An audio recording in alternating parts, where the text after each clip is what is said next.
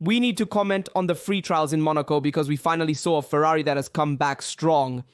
In fact, let's first look at the FP2 standings with Leclerc in first place, Piastri second, Hamilton third, and Norris fourth. And in my opinion, it's no coincidence that we have two Ferraris in front, two McLarens in front, in the top 4 positions at alternate positions.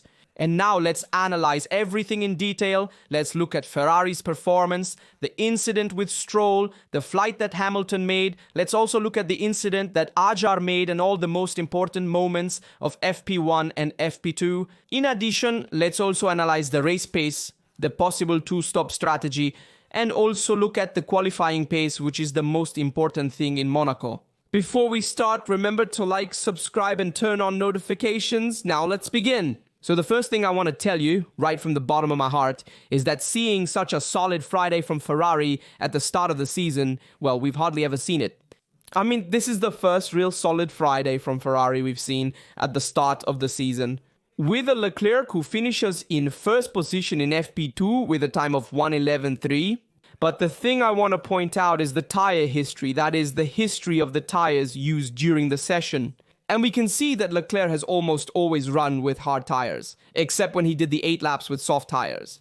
And this is no coincidence, it means that Leclerc is comfortable with the setup of the single-seater responds well. They found the right key here in Monaco, and later we will also see the reason for this choice. And so he was able to run with Gomard to perfect the race pace. Maybe go and adjust the front flap a bit, changing the aerodynamic efficiency of the single-seater, but the car still responds well as a setup. In FP1 he had some problems, both understeer and oversteer, and then in FP2 he improved it. According to Piastri, who also did that long run after Leclerc set the fast lap and hit the barriers at center vote. And there Piastri was also good, who managed to handle that situation by going to the wall but not breaking the suspension arm. I'll also show you the Formula 1 image where Piastri crashed into the wall. He was good because he didn't turn the steering wheel, he kept the wheels straight. And this allowed him to only break the nose and not break the front suspension arm. However, this is the first real mistake by McLaren, another mistake that adds to the one that Piastri also made in FP1. However, guys, we saw a McLaren that started very strong. It remains the favorite, this without a shadow of a doubt. He will fight for the pole, probably with Ferrari, but he does not have that dominance that we saw instead in the first races of the season. He doesn't have that extra edge compared to his opponents. He can play it. So much so that even if we look at the best sectors of the various drivers, we see 18.4, the first sector of Leclerc. Where he flies in the first sector, Leclerc is in a different league. 18.6 of Piastri and 18.7 of Norris, while we have the 18.7 of Hamilton. 18.6, 18.7 of Hamilton. Second sector, 33.8 of Leclerc. 33.7 of McLaren with Piastri. So we see a McLaren that goes faster in the second sector compared to Ferrari that does 33.9 with Hamilton, and we saw 33.8 of Norris. And the last best sector was done by Hamilton in 18.8. So Ferrari is still faster than McLaren in the third sector, with Piastri who managed to improve the last sector that had started a bit more in difficulty. And this shows us that the top teams that will compete for the pole position will be Ferrari and McLaren. From my point of view, because I see the others quite far away, especially on rhythm, on pace. Sorry about the qualifying simulation, because on race pace they are all very close. While in qualifying we see that Ferrari and McLaren make a bit of a difference over the others. Ferrari goes faster in the first and third sectors, McLaren goes faster in the second. Then we'll also look at the reason why. First of all though, now let's analyze each part of the session and what impressed me the most. First, however, I will show you the updates brought to various teams, particularly McLaren and Ferrari. We saw McLaren make several adjustments for the Monaco circuit. New rear wing, beam wing, modified front suspension, and also the brake baskets of the front wheels. And here instead is Ferrari with the modification of the front suspension. They also have baskets and their rear wing, which is the same but brought last year to Monaco. They reused that specific one because it works well, guys. In the end, it saves on the budget. Capso, it's right this way? and then also beam wing adjusted for Ferrari. So let's all say they are betting on a very loaded car, some even reusing elements from last year. And that's fine with us. So I want to show you first the mistake made by Stroll in FP1, which then also caused Stroll, who had to skip the entire session. And then we're also going to look at another mistake, guys, that one by Stroll, which, in my opinion, is really something embarrassing for a Formula One driver because he had also been warned by his track engineer, yet he made this mistake. Look, he's getting back on track here with Leclerc, who's coming up at full speed, heading towards the hairpin, and then he brakes and hits him. He also had a minor issue with the underbody, which they then fixed in FP1 with the Leclerc, because the impact was quite large. That with Stroll, obviously Stroll found himself in the middle. He wasn't supposed to be in that position. That being said, we then saw in FP1 there was a red flag. However, we saw a good pace from Ferrari, who managed to also improve the behavior of the single-seater. And we then also saw Hamilton. I'll also show you what happened with Hamilton, who jumped on the curb. Basically, we're going to see them together. Basically, this very good Hamilton arrives here, in my opinion, because he could really break the front suspension. Instead, look, he comes towards the curb. He takes the inner wall, which, among other things, is the same mistake that Leclerc made in qualifying a few years ago in Monaco. We remember that there were also problems with the engine replacement and so on and so forth. They wanted to replace it, then they didn't replace it, and then it had problems at the start of the race. In short, here Hamilton takes this inner wall, but he is good at straightening the steering wheel immediately, so he doesn't take it too aggressively. He goes straight and jumps on the curb. Kimi Antonelli was also ahead, among others.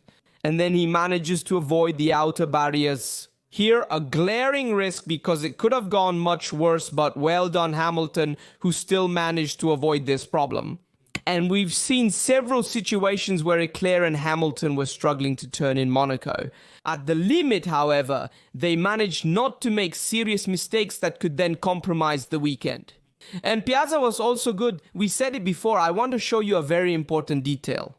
First of all, the presence of Adrian Newey in Monaco, who has recently started working at Aston Martin as well.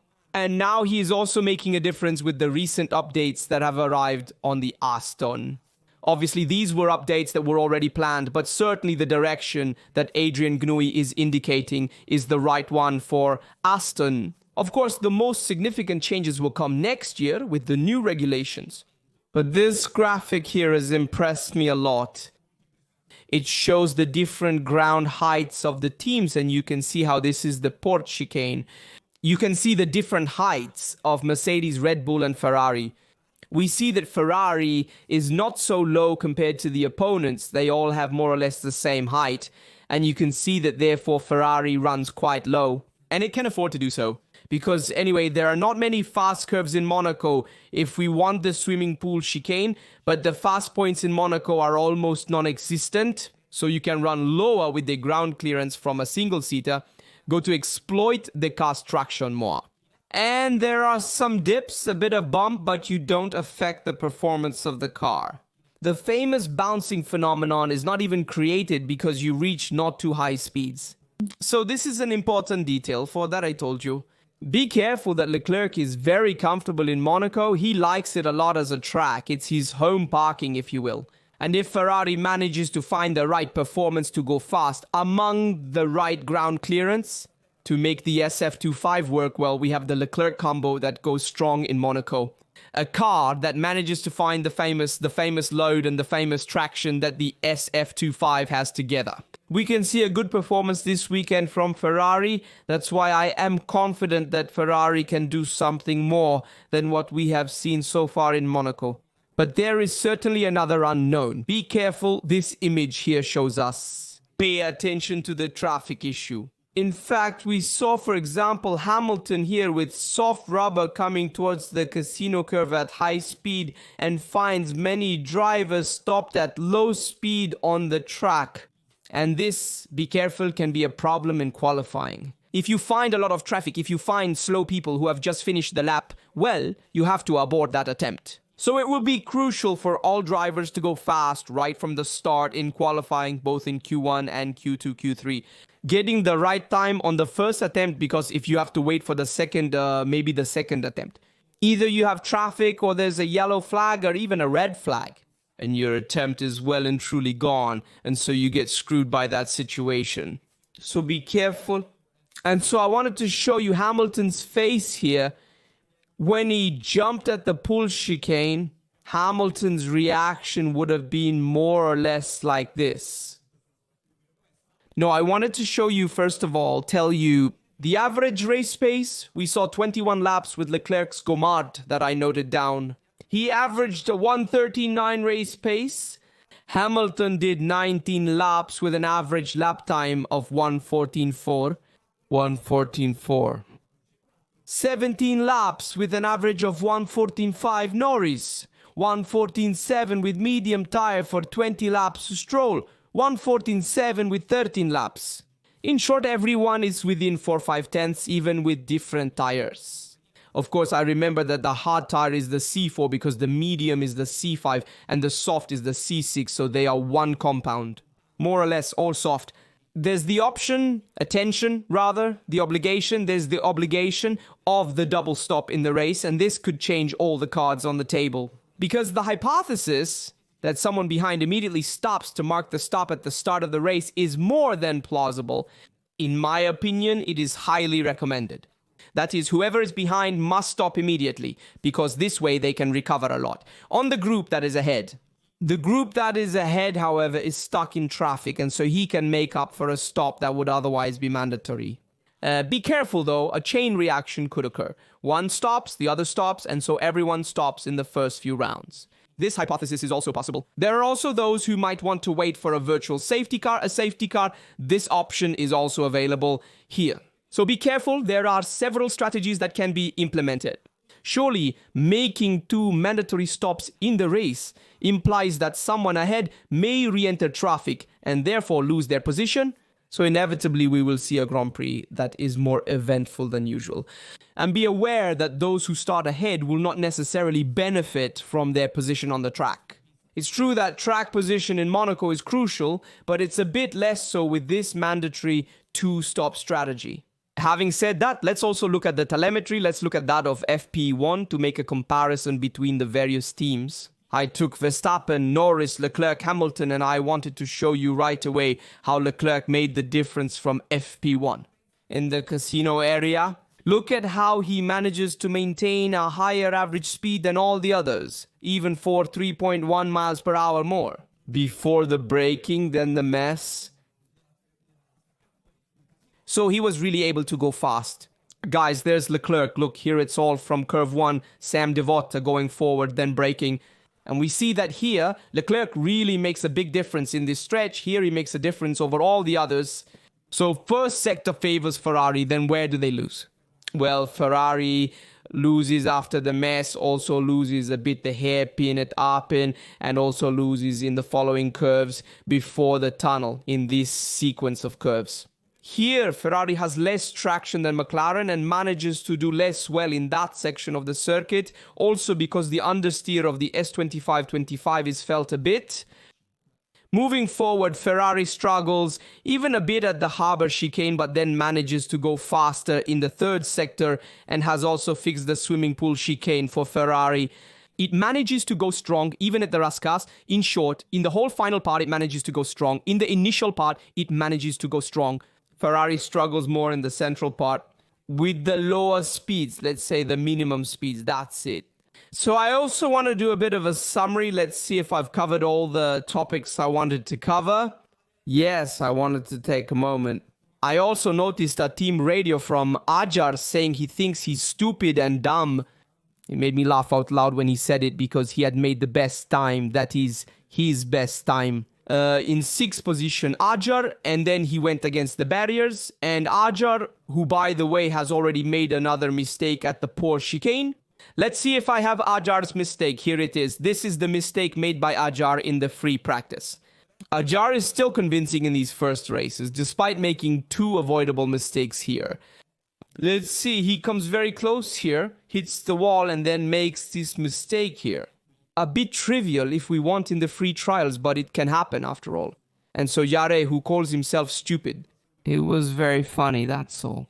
We have already seen the updates, both from Ferrari and McLaren. Let's also look at the Fédération Internationale de l'Automobile reports on the fly, just to have a completeness of information. We have seen rear wing, bin wing, front suspension, front corner, this from McLaren. We also saw this from Ferrari earlier, as we said, front suspension, front corner, bin wing, rear wing. Let's move on with Red Bull. They too, rear wing, front suspension, front corner. These are all updates related to the circuit, and Aston Martin is the same, and so these are the updates. We see Alpine front suspension, also the same Alpine, also the same United States, also Visa Cash App. Racing Bulls with Williams, they are the same too. And then we have Stake F1 team, who also brought the same updates. In short, everyone with updates for the circuit. Obviously, to try to maximize the aerodynamic load, go faster in the curve and in traction. And I also want to show you, let's see a bit. Okay, maybe I had already shown it. Boom, I think I had already shown everything. We also have a video of Verstappen complaining about traffic. Gives the okay to the Alpine, great Verstappen, who takes it like that. And so in short, we saw a great Ferrari. I have to be honest that this Friday of Ferrari was really very convincing. And we can also aim for the pole. Obviously, getting the pole in Monaco is a big help because it means you can win the race. Leclerc, who had said a half miracle is needed, had said on Thursday to win this race, had zero confidence. Guys, I heard him on Thursday and also in the press conference. Then he also told Sky that if they won on Sunday, well, it would force Sir to do a double backflip. Jumping into the sea and a pool in Monaco, we'll see if it happens, but damn. Leclerc started really strong, and the fact that he has turned, I have him review with Gomard for all session 2 of free practice. Well, it was reassuring. From my point of view, it means that the setup is there, and it means that it is very comfortable. Hamilton, who we haven't commented on much, is also very strong, in my opinion. He is also finding the rhythm. He too has improved well. The last sector that hadn't arrived yet, like Leclerc. The first sector is still a bit more difficult compared to Charles, but the first sector has always been, even in comparison with Sainz. I remember that the Leclerc made a huge difference over all the others, so it's really his specialty, so we'll see. In short, it's certainly impressive to see the Osnagar 5th and 6th. And Aston Martin, that of Alonso in 7th position, which in my opinion Aston Martin has improved a lot. And it could find itself in the role of 5th force. So ahead we have McLaren, Ferrari, Mercedes, Red Bull, and then maybe Aston Martin. Be careful, that role was currently occupied by Williams. So they will be the ones competing in the next races, with a bit more struggle for Antonelli and Russell.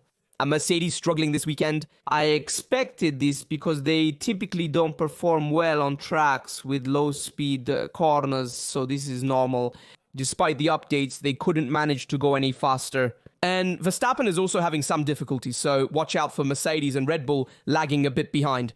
Let me know in the comments your prediction for the qualifiers. I'll go out on a limb and say Paul D. Leclerc, 2nd Piastri, and 3rd Norris. I think it could be like this, but obviously we'll see. Also tell me your prediction. Remember to like, subscribe, and turn on notifications so you don't miss any videos on the channel. I've decided to continue making videos and not live streams, because this way you can watch them whenever you want live. Instead, you have to be live to watch, comment, so maybe the video is more convenient.